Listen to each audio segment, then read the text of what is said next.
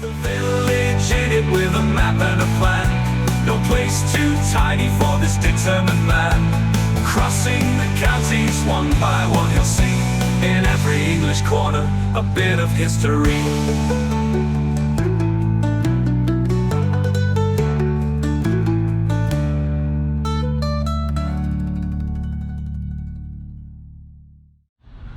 Welcome back to Warwick, everybody, for round 2 this week. Now behind me there you can see we've got a pub that's called the Leopard. Now in this particular parish there's a crematorium which we'll see at the very end of this episode, but that pub has a link to the crematorium. I wonder if you can guess what it is. Let's find out as we journey around Bishop's Tachbrook.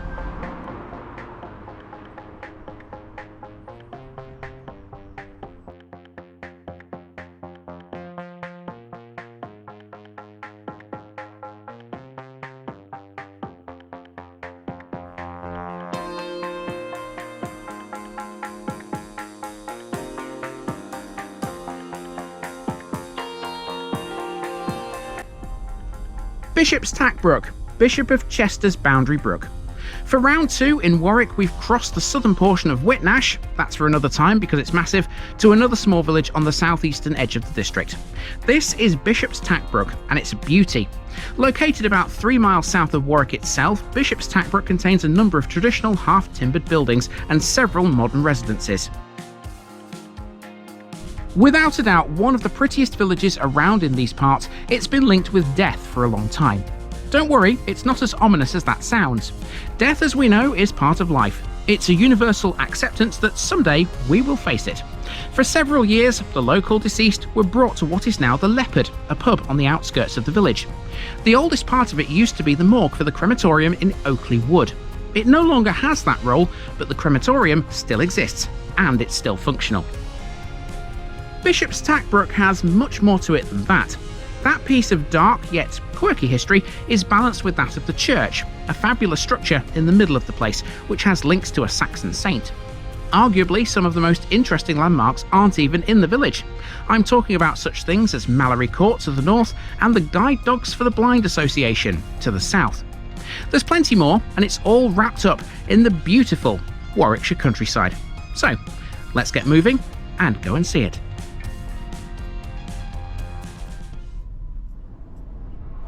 We start in the northern reaches of the parish where Bishop's Tachbrook borders Whitnash. The boundary runs down this road. Whitnash is to the right, Bishop's Tachbrook is to the left. This whole area is known as Tachbrook Mallory, and on the left, therefore within the parish, is Mallory Court. Now a hotel, Mallory Court was built in 1916 for James Thomas Holt. He was a notable cotton producer turned retiree. The building's architect, a Mr. P. Morley Horder, was one of a group of early 20th century designers who reintroduced the romantic vernacular styles of the Elizabethan period. Mallory Court remained a family home until it was purchased by Alan Holland and Jeremy Mort in 1976. Both men soon realised the full potential of this remarkable house, and after a huge investment from Sir Peter Rigby, an international high-tech entrepreneur, Mallory Court became a hotel. So it remains today, but it's also a spa now too. To this day, Mallory Court has a strong reputation for its friendly, impeccable service and rigorous attention to detail. It's considered one of the most beautiful country house hotels in England, serving as a home from home for all of its guests.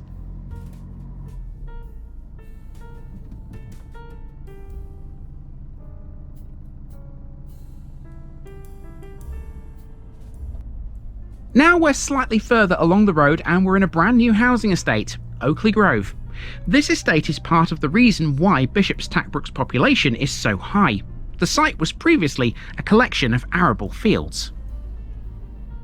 In 2022, Warwick District Council's Planning Committee approved planning permission for a brand new residential area on the edge of Leamington. This is part of it, but it's by no means all. When the project is complete, this part of Tachbrook Mallory will be huge. It's being developed in sections, and when finished, it'll include a 49-hectare area known as Tachbrook Country Park. This will ensure that there's a green space between the edge of Leamington and the rest of the district. It's set to include play areas, allotments, public paths, wildlife habitats, a refreshment centre, a community growing area, orchards, car parking, and foot and cycle paths. Now, as you might expect, these new areas aren't all that interesting. They're just brand new houses. That said, with the rapid influx of new people to the area, amenities have to be upgraded too, and that's where Oakley School comes into play.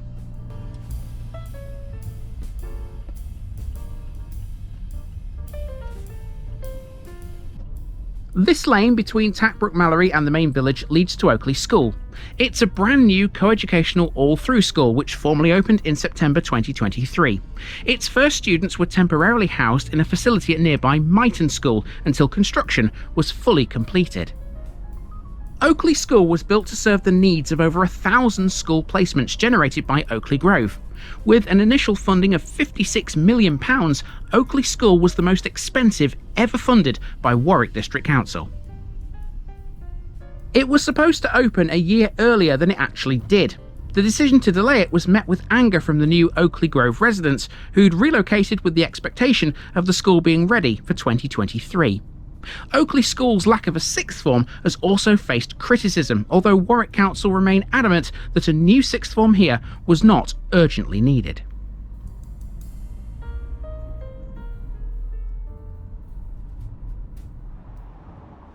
Now we're in the main village and we begin at the Leopard. This pub is a Grade 2 listed building that was first listed on the National Heritage List for England in 1984. It sits on the site of a former coaching inn that dates back to the 17th century. Now, of course, it's a pub, and as you'd expect, it has all the regular pub features. It's got several lounges and intimate alcoves, and plenty of areas that can be used for functions and special occasions. However, step inside this building and you'll literally be walking where the dead once were. The oldest part of the building used to be a morgue for the Crematorium in nearby Oakley Wood. We'll see that at the end of this episode. Just up from the pub is the old school. As well as Oakley School, Bishop's Tachbrook has its own primary. It's nestled within the housing estate south of the village. This is that school's predecessor, occupying a prominent position on the edge of the village. It's also at the foot of a steepish hill, which we're about to climb. It'll take us to the church.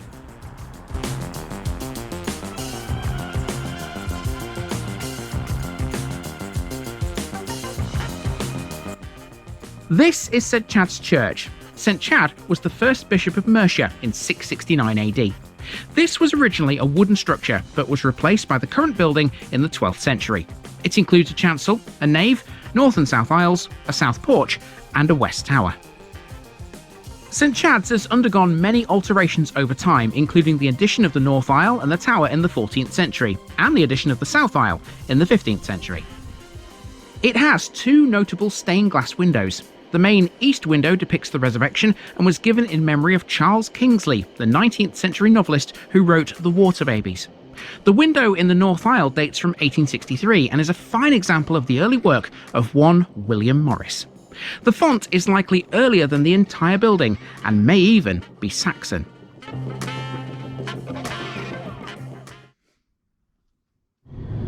Now, if you get caught short here, there are toilets, but they're not in the church. You can find them in this building next door. That is the St Chad's Centre, which is effectively the village hall. So, let's have a look at this, shall we? The St Chad's Centre opened in 2016. Effectively a village hall, it's a great venue for all to come and enjoy. Here, there are many classes held on a daily basis, and it's a great space for a party. Baby showers, christenings, family celebrations, meetings, workshops and much more take place in this very building. The centre has a large main hall, big enough for your average bouncy castle indeed. It also has a fully equipped kitchen and a foyer area. We can exit the churchyard using a handy path around the back of this. Let's make for the village green.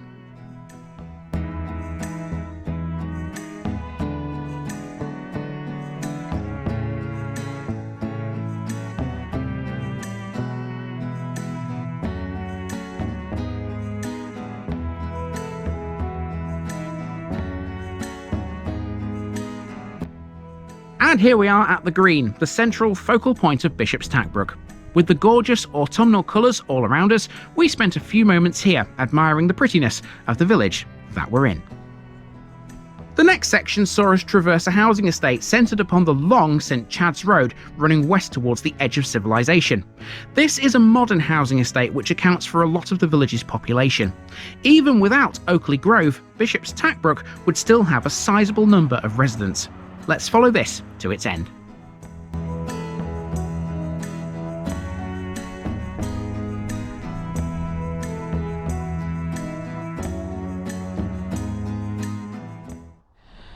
Okay, St Chad's Road is a very lengthy road and it looks all sort of the same, doesn't it? It's residential. It's all mass-produced housing and it all looks, you know, I don't like using the word boring because these villages are never boring, but when you're in an estate like that, it sort of comes across that way, doesn't it? They just sort of conform to a certain pattern which replicates itself up the estate. It's like a repeating pattern of property, really. Yeah. And it's people's moving in and putting their own print on them, which makes them individual. I suppose it's down to the occupier to make it look good, isn't it? Yeah, I suppose absolutely. So. Anyway, we've reached the end of that, we've turned left, and now we're going to take a right turn down this next road. That will take us towards the school. Indeed, the school is next, and in much the same way as the one we met in Radford Semley yesterday, this has next to no information available. It caters for children aged 4 to 11, but that's literally all I've got. It seems Warwickshire is a little bereft of any school history. We'll see if that remains true in the next episode. Nonetheless, this is still a decent school, if first impressions are anything to go by.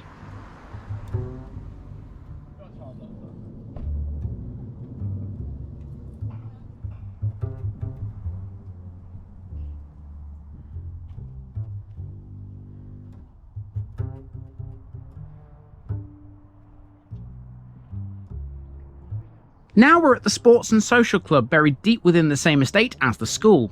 This serves as the base for Leamington Hibernians Football Club of the Midland Football League. It sits on the edge of a massive playing field, which also doubles as a cricket ground.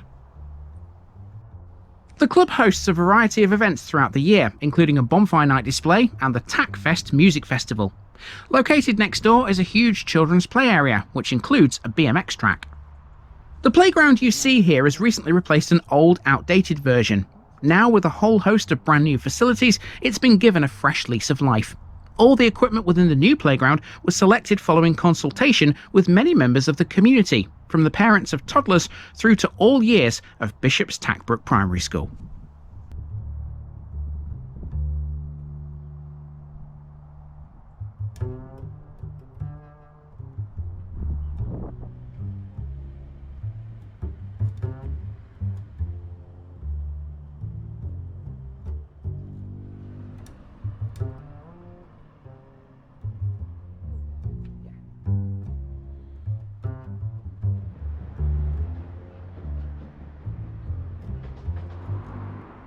Now we've returned to the middle of the village opposite the church, and here we have the local shop.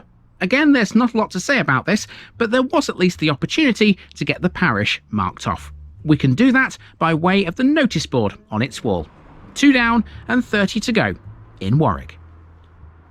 Now, I'm sure you'll have noticed by now that in the grand scheme of things, information about Bishop's Tachbrook Village is very sparse. That's just how it goes sometimes. Mind you, it has at least given us the chance to sit back and admire the place a bit more than we would normally.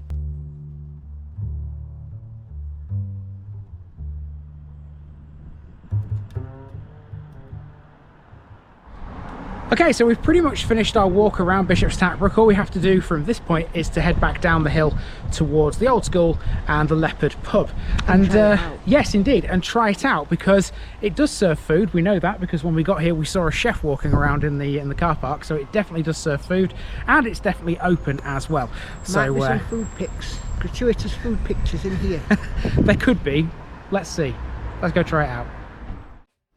Yes, I'm well aware this sort of thing is usually for Instagram, but the food at the Leopard is something else.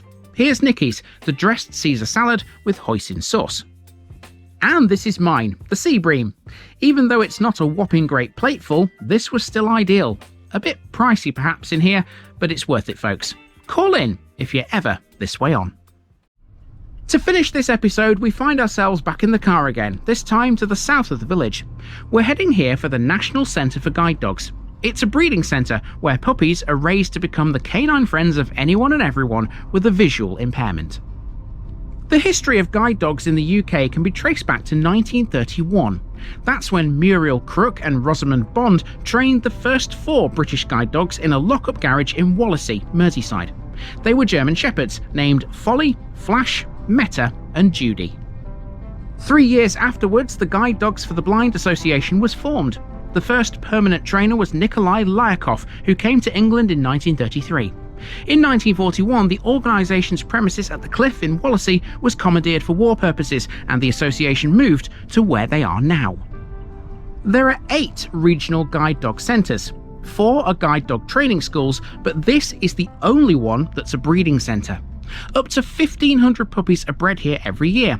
It's open to visitors too, so you can see the dogs as they grow, socialise and gain experience of everyday sights and sounds. Formal training spans approximately 26 weeks, including an intensive period of 3 to 5 weeks alongside their future owners.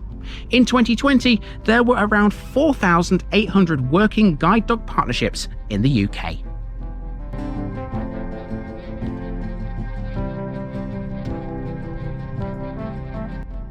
After circling the boundaries of Oakley Wood, we're now at the Crematorium, which has the same name.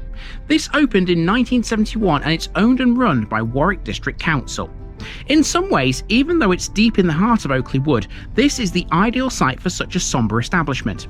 Oakley Wood is noted for its natural beauty and an atmosphere of peace and tranquility. Rabbits, grey squirrels, foxes, badgers, moles and muntjac deer are among the mammals that have made Oakley Wood their home.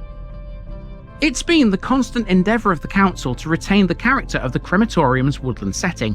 Restriction of memorials here has therefore been necessary, and the planting of shrubs, trees and flowers by the public is generally not allowed.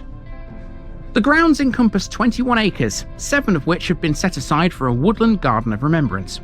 As we know from seeing other crematoria across the country, they're all different, but Oakley Wood adds a bit more interest than usual here, and this is why. Oakley Wood spans 116 acres. It's an ancient wood that dates back to the 12th century. Officially it's known as a pause site. And no, that's nothing to do with the dogs, we've covered that already. Pause stands for plantation on an ancient woodland site. This means that although many of the native broadleaf trees were replaced with commercial conifers in the 1950s, the site has been continuously wooded since at least 1600. It's far older than that though. There are some exceptionally early records of Oakley Wood.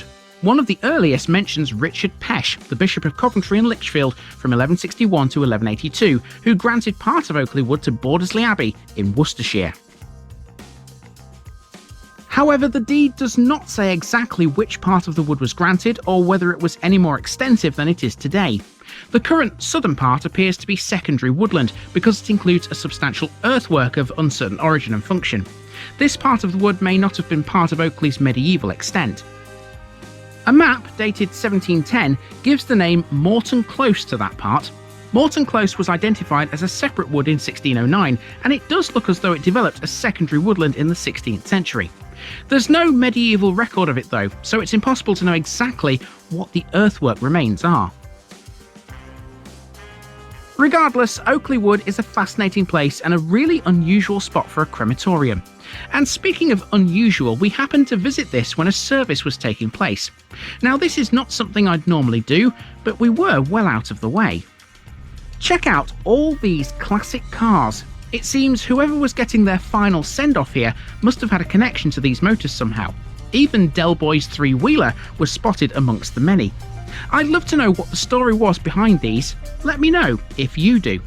See you tomorrow for more? Of course.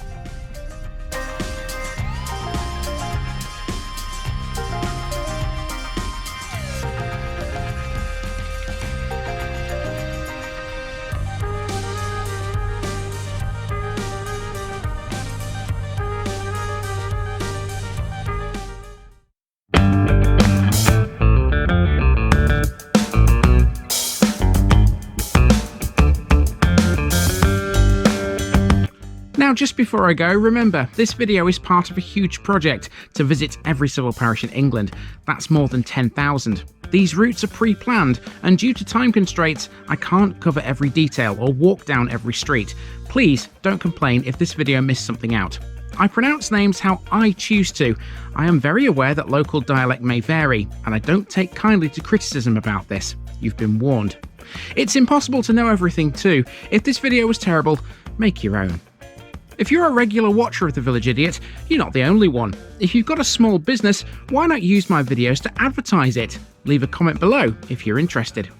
And finally, thanks for watching this episode, everybody. Give us a like and a subscribe if you've enjoyed this episode, and share it with your friends and relatives. It all helps to keep this mission going. Until next time, I've been Andy, also known as The Village Idiot, and I'm out.